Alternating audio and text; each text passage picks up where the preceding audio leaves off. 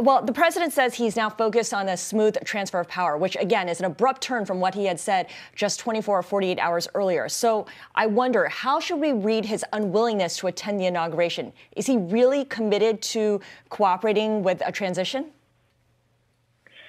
So at this point, once again, we're in the last couple days. There's only really so much that a Trump administration can do at this point. Trump has come out. I mean, the statement he made in the video was pretty clear. There's also a number of moving parts here. It's not just Trump. There are other lawmakers and other aides to the president that are trying to make sure that nothing like what we saw on Wednesday with the Capitol happens again at this point. One interesting detail from today, Speaker Pelosi said that she talked with the Joint Chiefs of Staff to discuss any available precautions from preventing a president from initiating military hostilities or launching a nuclear strike. There's definitely a lot of awareness among top leaders in Washington to make sure that the last 12 days of the Trump administration are relatively peaceful. Okay. Well, 12 days is still a lot of time, and we know President Trump has been making a lot of use of his pardoning power, and he may now extend that privilege to his family as well as himself. What can you tell us about who's on his list and how he goes about doing that? So Trump is apparently on his own list of people to pardon, as well as his family members, Ivanka Trump, his son-in-law, Jared Kushner. Top advisors are on the list, like Chief of Staff Mark Meadows and his senior advisor Stephen Miller.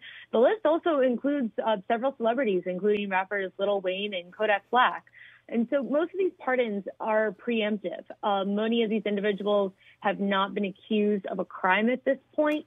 But Trump's list is currently being vetted by lawyers who are concerned that the pardons might create some new allegations of obstruction of justice.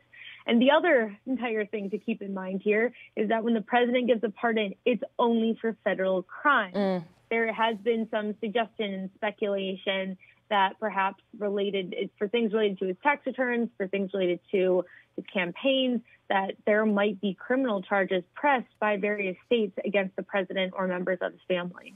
Right. Pardons for his family, himself, and celebrities seems very on brand. When you talk to folks in Congress, to your sources among Republicans and Democrats, what do they think the president's relationship will be to the Republican Party going forward after all of this? That's a really fantastic question. I think it's something that a lot of people were trying to figure out before Wednesday, and then Wednesday happened and just made everything just so much more stark, because you really have begun to see Republicans who have been by Trump's side for these last 4 years come out, criticize him vocally. You've seen individuals leave his cabinet, Betsy DeVos, Elaine Chao. Now we're hearing calls. This just broke before I got on the phone with you. Lisa Murkowski, a Republican senator from Alaska, is saying that Trump needs to leave the party. She's saying that she's concerned about the future of the Republican Party.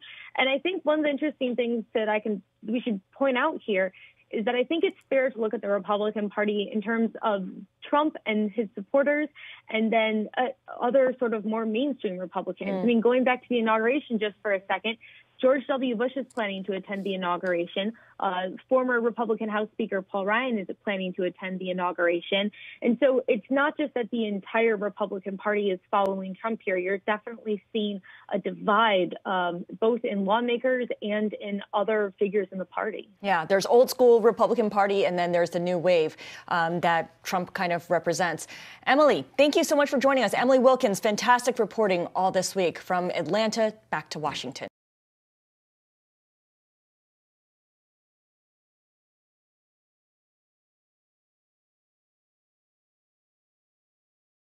The biggest stories the moment they happen from around the globe. Subscribe to Bloomberg Quick Take now for insight in an instant.